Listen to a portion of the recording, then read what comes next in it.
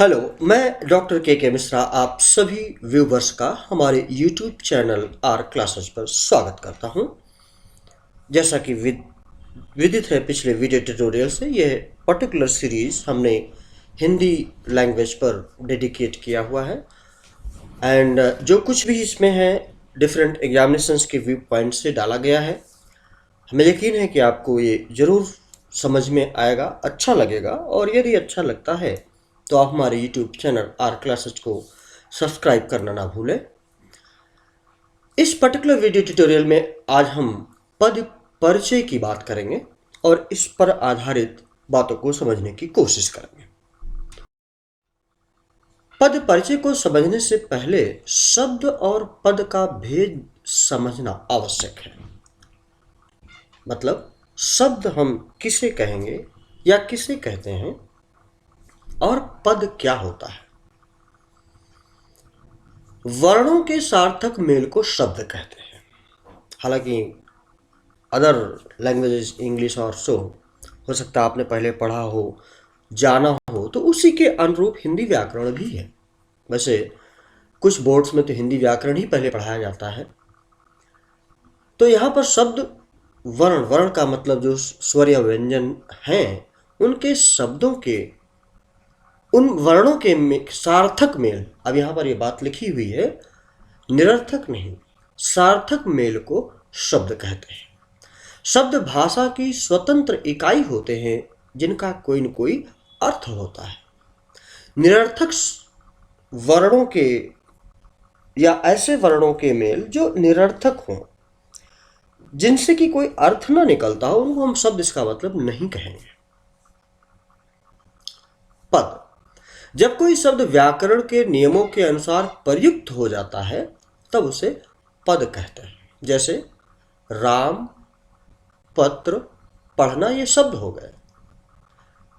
अब अगर इसी को हम एक क्रम में रखें, क्रम का मतलब एक क्रम का मतलब व्याकरण के अनुरूप रखें, राम पत्र पढ़ता है, राम ने पत्र पढ़ा, इन दोनों वाक्यों में अलग अलग ढंग से प्रयुक्त होकर राम पत्र और पढ़ता है, ये पद बन गए हैं।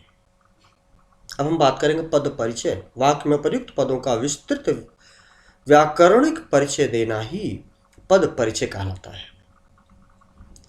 अब प्रश्न उठता है, व्याकरणिक पद परिचय क्या है? वाक्य में प्रयोग हुआ कोई भी पद व्याकरण की दृष्टि से विकारी है या अविकारी है। यदि विकारी है तो उसका भेद, उपभेद, लिंग, वचन, पुरुष, कारक, काल, अन्य शब्दों के साथ उसका संबंध, और अविकारी है तो किस तरह का अव्यय है तथा उसका अन्य शब्दों से क्या संबंध है आदि बताना व्याकरणिक परिचय कहलाता है। पदों का परिचय देते समय निम्नलिखित बातों का ध्यान देना आवश्यक है, बताना आवश्यक है, जिसको कि इंग्लिश में हम कहते हैं पार्ट्स ऑफ स्पीच। जैसे संज्ञा, तीनों भेद, लिंग, वचन, कारक, क्रिया के साथ संबंध। सर्वनाम, सर्वनाम के भेद, पुरुष, लिंग, वचन, कारक, क्रिया से संबंध। विशेषण, विशेषण के भेद, लिंग, वचन और उसका विशेष। क्रिया, क्रिया के भेद, लिंग, वचन, पुरुष, काल, वाच्य, धातु, कर्म और कर्ता का उल्लेख। क्रिया विशेषण, क्रिया विशेषण का भेद तथा उसकी विशेषता बताई जा रही है का उल्लेख। समुच्चय बोधक, भेद जिन शब्दों या पदों को मिला रहा है का उल्लेख। संबंध बोधक, भेद जिसके साथ संबंध बताया जा रहा है का उल्लेख। विस्मयादि बोधक, हर्ष, भाव, शोक, घृणा, विस्मय आदि किसी एक भाव का निर्देश। सभी पदों के परिचय पर एक संक्षिप्त दृष्टि से अगर हम देखें तो सभी पदों को मुख्यतः दो वर्णों में बांटा जा सकता है। एक तो विकारी हो सकता है, अविकारी की। पद परिचय, इस वर्ग के पदों में लिंग, वचन, पुरुष, कारक आदि के कारण विकार आ जाता है। संज्ञा, सर्वनाम, विशेषण और क्रिया विशेषण विकारी पद है। जैसे हम पहला लेते हैं संज्ञा, किसी प्राणी, व्यक्ति, वस्तु, स्थान, भाव के आदि के नाम को संज्ञा कहते हैं। जैसे व्यक्तिवाचक संज्ञा, राम, आगरा, दिल्ली, गांधी जी, गंगा, हिमालय, ये व्यक्तिवाचक है। जातिवाचक बालक, अध्यापक, शहर इत्यादि। भाववाचक बचपन, अपनापन, ये सब हम लोग इंग्लिश में भी पढ़े हुए हैं। ध्यान देने की बात यह है कि द्रव्य, पदार्थ, धात्विक तथा समूह का बोध कराने वाले शब्द कक्षा, सेना, भीड़ आदि जातिवाचक संज्ञा के अंतर्गत ही आते हैं।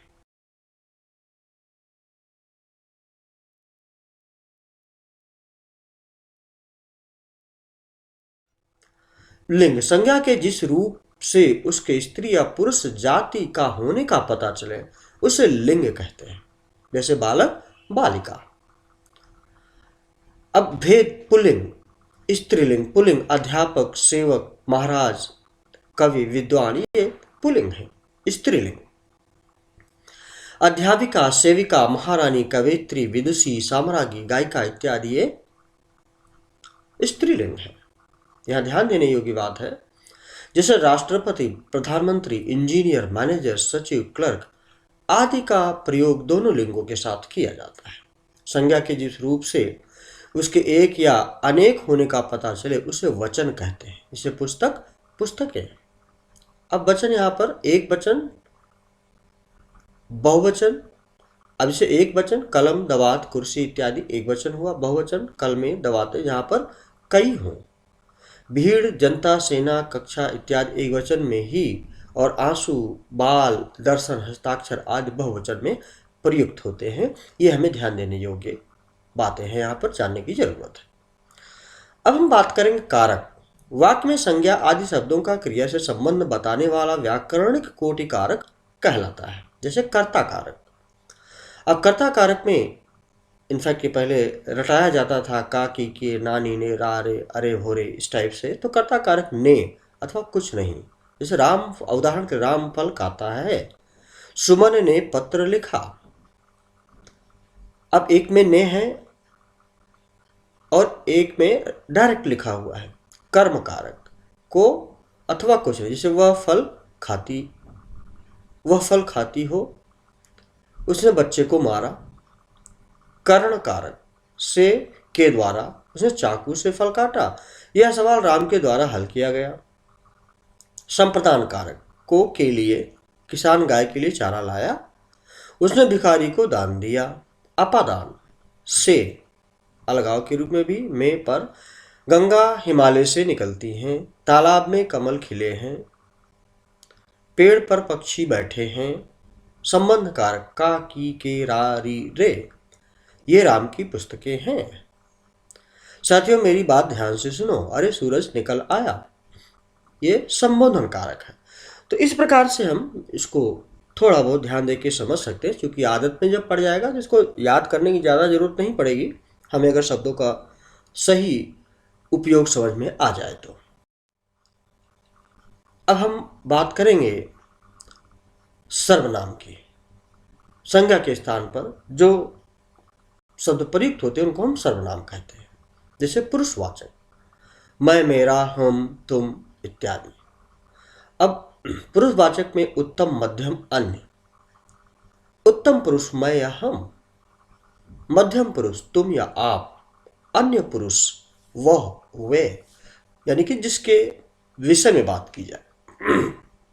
निश्चयवाचक सर्वनाम, यह, ये, वह, वे। अनिश्चयवाचक कोई, कुछ। प्रश्नवाचक क्या, कौन, किसे। संबंधवाचक जिसकी, उसकी। निजवाचक खुद, स्वयं, अपने आप। तो इस तरीके से ये हम ध्यान देके समझ सकते हैं। विशेषण। संज्ञा और सर्वनाम की विशेषता बताने वाले शब्दों को हम विशेषण कहते हैं। जैसे गुणवाचक, तो गुणवाचक क्या, रंगीन, हवादार, शांत। संख्यावाचक, अब इसमें निश्चित और अनिश्चित दोनों हो सकता है। अनिश्चित संख्यावाचक कुछ, कई, अनेक, बहुत। निश्चित 10, 5, चौथा, चौगुना। परिमाणवाचक, जैसे अनिश्चित परिमाण और निश्चित परिमाण। कम, थोड़ा, कुछ, अधिक, ये अनिश्चित परिमाण है। निश्चित परिमाण 1 मीटर, पाव भर, 2 किलो, ये निश्चित परिमाण है। सार्वनामिक या संकेतवाचक, यह घर, ये छात्र, वह घर। तो इस तरीके से इनको हम संकेतवाचक या सार्वनामिक विशेषण कह सकते हैं। प्रविशेषण, विशेषण की विशेषता बताने वाले शब्द प्रविशेषण कहलाते हैं। जैसे यह आम बहुत मीठा है, तो यहाँ मीठा है, मीठा ही अपने आप में विशेषण, लेकिन बहुत मीठा है।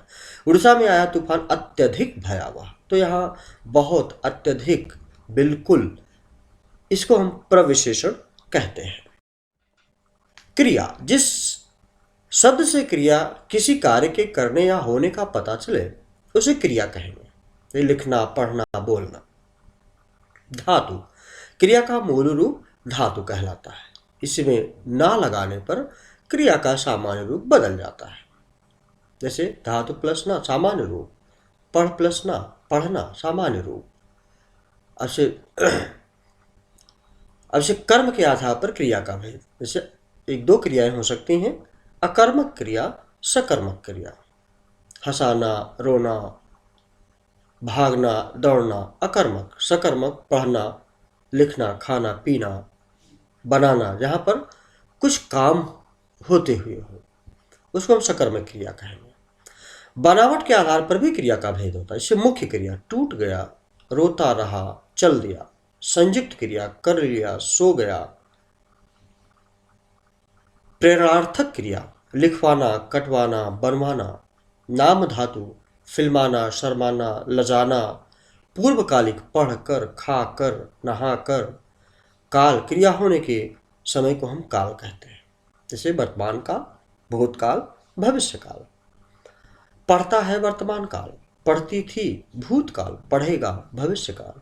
के आधार पर हम काल और काल के भेद को भी समझ सकते हैं। अब आते हैं अविकारी शब्द या अव्यय। अव्यय वही शब्द होते हैं जिन पर लिंग, वचन, काल, पुरुष आदि का कोई असर नहीं होता। जैसे प्रातः, अभी, धीरे धीरे, उधर, यहाँ, परंतु, ये अव्यय हो सकते हैं, कहलाते हैं। अव्यय के भी भेद होते हैं। क्रिया विशेषण, संबंध बोधक, समुच्चय बोधक, विस्मयादि बोधक, निपात अभिकारी शब्द है, अव्यय शब्द है। जैसे क्रिया विशेषण, बहुत, यानी कि जो क्रिया को के बारे में विशेषता बताएं। जैसे कालवाचक क्रिया विशेषण, कभी कभी, अभी, प्रातः इत्यादि। रीतिवाचक, धीरे धीरे, सरपट, अचानक, भली भांति। स्थानवाचक, उधर, ऊपर, नीचे, इधर। परिमाणवाचक, थोड़ा, बहुत, कम, अत्यधिक। तो इस प्रकार से क्रिया के ये विशेषण हो सकते हैं या होते हैं। संबंध बोधक, जो अव्यय संज्ञा या सर्वनाम के बाद प्रयुक्त होकर वाक्य के अन्य संज्ञा या सर्वनाम शब्दों के साथ संबंध बताते हैं, उन्हें संबंध बोधक कहते हैं। जैसे विद्यालय के पास बगीचा है, मंदिर के सामने फूल खिले हैं, मुझे सुमन के साथ बाजार जाना है, इसके अतिरिक्त, के अलावा, के भीतर इत्यादि, ये सब संबंध बोधक हैं। अब समुच्चय बोधक, जो अव्यय दो शब्दों या दो पद बंधों या दो अव्ययों को जोड़ने का कार्य करते हैं उन्हें समुच्चय बोधक कहते हैं। जैसे और, तथा, किंतु, परंतु। समानाधिकरण समुच्चय बोधक और व्यधिकरण समुच्चय बोधक दो प्रकार से हो सकते हैं। समानाधिकरण, जोड़ने वाले, और, तथा, एवं। विरोधक दर्शक, किंतु, परंतु। विकल्प बोधक, अथवा या नहीं तो अन्यथा। परिणाम बोधक दर्शक, इसलिए, अतः। व्यधिकरण, हेतु बोधक, क्योंकि, इसलिए। संकेत बोधक, यद्यपि, तथापि। उद्देश्य बोधक, ताकि, जिससे। स्वरूप बोधक, अर्थात, मानो। तो इस तरीके से हम समुच्चय बोधक को समझते हैं कि ये क्या होते हैं। और यह था पद परिचय का एक भाग। दूसरा भाग हम दूसरे वीडियो ट्यूटोरियल में डिस्कस करेंगे। मुझे यकीन है कि आपको ये वीडियो ट्यूटोरियल जरूर पसंद आया होगा। Thank you very much. Have a nice time. Best of luck.